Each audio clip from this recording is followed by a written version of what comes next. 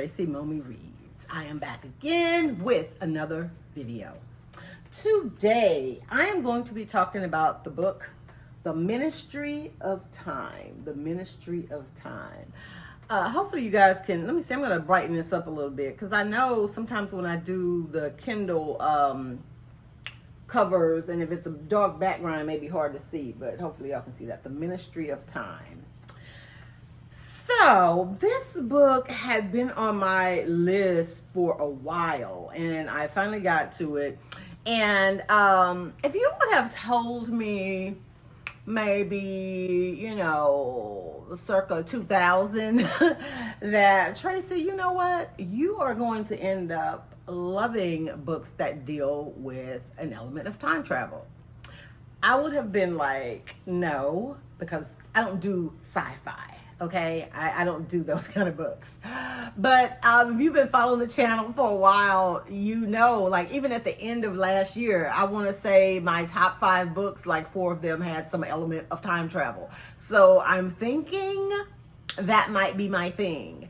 And it's just so clever how from author to author, it's a common theme, the time travel, theme, but how each author chooses to use it in such a different way. There's just so many creative ways in which these authors use time travel or talk about, alternate universes and things like that. And the reason why I'm bringing this up is because the Ministry of Time deals with time travel. So let me set the scene for you. So there are these people that are called expats, and I'm going to try very much to just give you a concise description outside of the blurb, as to not spoil anything. So there are these people called expats, okay? And in modern times, expat, that stands for expatriate, that's someone who is a like a resident or a citizen of one country that goes to work in another country, but for a company that's in the country where they're originally from. So me as a United States citizen, if I was working for Taco Bell and I went to France to do that, if they have Taco Bell, so I don't even know. I'm trying to simplify this. Then that makes me an expat because I'm working for an American company, but in another country, right? So it's just interesting to me that they would assign these people the title of expat because essentially they are from another timeline working in another timeline, so they're from maybe the 1800s working in the 2100s. So I just thought that was a clever title to give them. But essentially, what happens is this company called the Time Ministry, the Ministry of Time, that's what they are, the Time Ministry. And they are charged with maintaining, much like the TVA, if you're a Marvel fan and if you know about that from the movie Loki, but that they were responsible for the timelines and making sure everything stayed cool with timelines across multiple universes. So that's kind of what the Ministry of Time does, even though they're a little bit more nefarious than the TVA. But they pluck people from previous eras and bring them forward because of their skills and because they need them to do something, which I'm not going to tell you what they need them to do. But this is where I thought it was really clever. So you pluck somebody from 1850, right? And there's this whole like intellectual and psychological conversation that takes place about, well, what happens to them now? Like, because they're missing from their timeline, does that mean like they never go on to get married? They're never gonna have kids? Does their whole like lineage disappear? What about that, Ministry of Time? Well, they pluck people from their timelines who were going to die. Like, so if a guy was, or a woman or a man, you know, whatever, they were going to die, you know, on July 3rd, they may get them on July 1st or July 2nd. So they're technically not going to be missed because they were going to die anyway. Okay. And so it's not like they're really messing up the future, so to speak. When they bring people from that time, and specifically there was a guy from the 1700s named Gore, was his last name, Commander Gore. He was a commander of a ship, of an expedition, right, in the 1700s.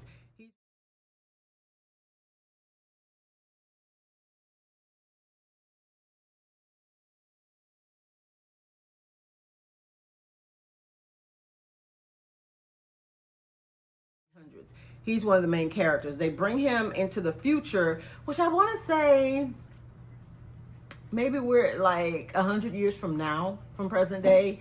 And of course, the world has gone to shit. I will let you know that because that's where we're headed. So it makes sense that authors would, you know, play on that whole thing in their works because, you know, fiction usually mirrors reality. But so we bring Gore to present day, 2100, whatever the year is. And also, what I think is interesting about this book is they also talk about the physical effects of what would happen if you came into a whole nother dimension, a whole nother timeline.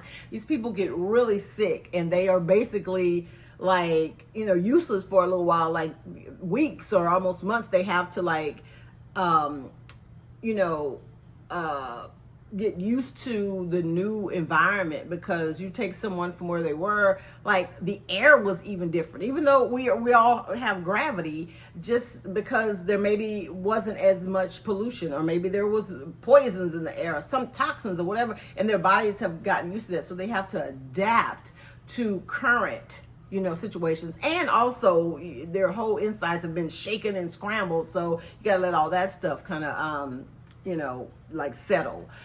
So they are assigned people from the ministry that are called bridges, and they are supposed to help them bridge that time, you know, get them caught up on, okay, since the 1700s, women have rights, black people have rights. We do politics like this. This is illegal. This is no longer illegal. People can, you know, so they just kind of bring them up to speed because not only are we dealing with the physical, it's the psychological, like how people back then, you know, acted or whatever in society. The social norms and all that stuff has changed. So I really found all of that really fascinating, that the author took the time to even address those issues, because even though, you know, you suspend belief when you're reading, it's the thing in the back of your head, like, he wouldn't even survive that trip, or how is he just gonna come here and just fall in line, you know, like the author really talked about that and gave us an explanation, or showed us how she was dealing with it in her particular story. So the bridge that's assigned to Gore, we never get her name, which is weird initially. But then when you get to the end, because there's a big twist, then you realize why you never got her name. But they become like they're roommates, right? Because she's his bridge and she has to watch him closely. And then she reports back as to how he's doing. Because again, the ministry brought these people here for a specific reason. So they want to make sure that they're up to par and up to speed and up to, you know, physically being able to do what they need them to do. So these bridges are with them 24/7. And as you can imagine, you know, Commander Gore, he's a man and his bridge is a woman. They become friends. I mean, he's very hesitant at first. Number one, because this doesn't even seem real. I was here on a boat in the ice on an expedition yesterday, and now today I'm here in what year are you telling me this is? You know what I mean? But then also, because of the times back then, he just feels like it's very improper for them to even be cohabitating and they're not married. He's just so very old-fashioned, and it takes him a while to get out of that. But they do end up becoming really good friends, and dare I say, you know, a little bit more. I mean, you know, you're with this person all the time and you're learning yourself, you're learning them. It's just a natural progression for two heterosexual people. I will say that.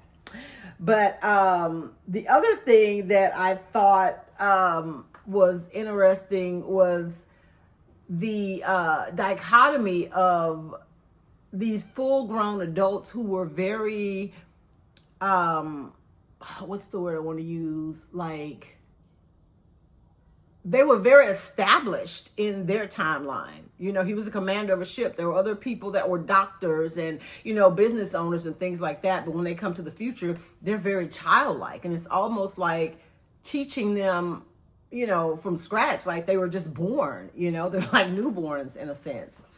The writing is just so incredible. And just like I said in, I think one of the, what's her name? Stacey Abrams' books. This book challenged me as well with the vocabulary. With the vocabulary. That's why I like reading as opposed to audio books, which I'm not about to have that like argument or conversation. But for me, I'm a visual person. So when I'm seeing these words on the page that I don't even know how to pronounce, let alone what they mean. I mean, a lot of times you can, you know, it becomes contextual and you can see how it's being used. You maybe think you know what it means, but there were so many words that weren't even, like, sometimes I think people, when they use big words, like, you know, instead of just saying, oh, he was sleepy, and they use another word instead of sleepy, when sleepy is simple, everybody knows what it means and it makes sense and it doesn't take away from the story. You have some authors that I guess they're just trying to flex their, like, you know, their vocabulary, but in this case I felt it was very useful, and it gave credibility to the story because we're in a whole different timeline, a whole different you know, era.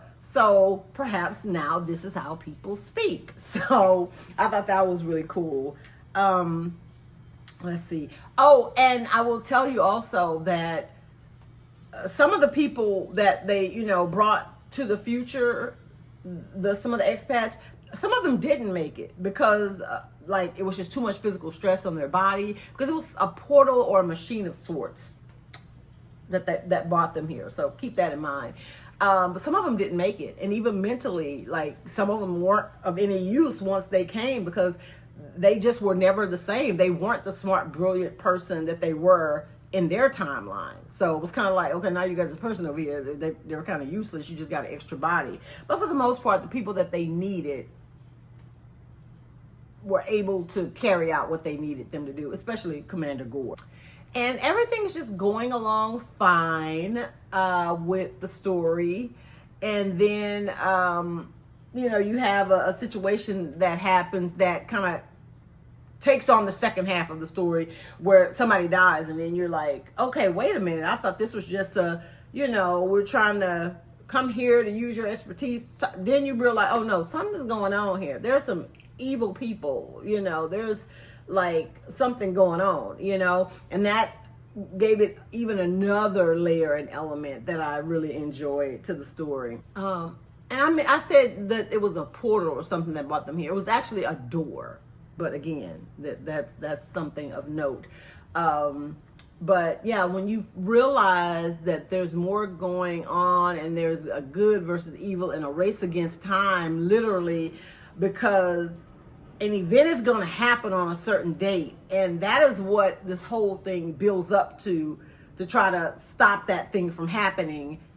You know, hence we got to get people from all these timelines. So it was just a very captivating read. It seemed mysterious at points. It was very it was a cerebral read. It was sci-fi. It was thriller with a little romance thrown in. The characters were very quirky. You know, I really enjoyed that. And if I had to say something that I didn't like, I do feel like there was, like, the first part of the book, even though I was enjoying like getting all of the elements as to how things worked, it was a little bit slow, because I'm like, okay, why are we getting all this information? Where's this going? What's happening? Like, I didn't see where the story was going, and maybe that was the point, but I could see if someone isn't really that into maybe sci-fi or time